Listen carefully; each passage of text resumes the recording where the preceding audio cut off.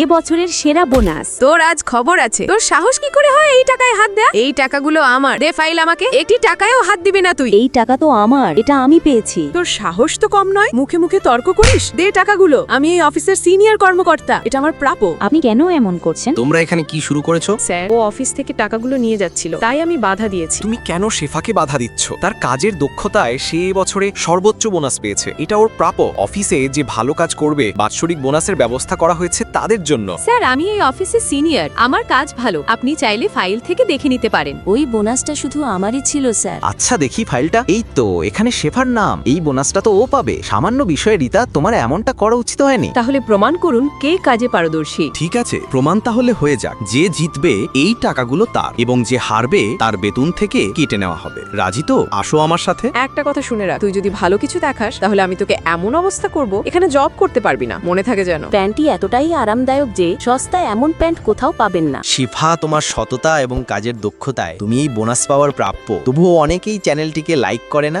Subscribe করে না।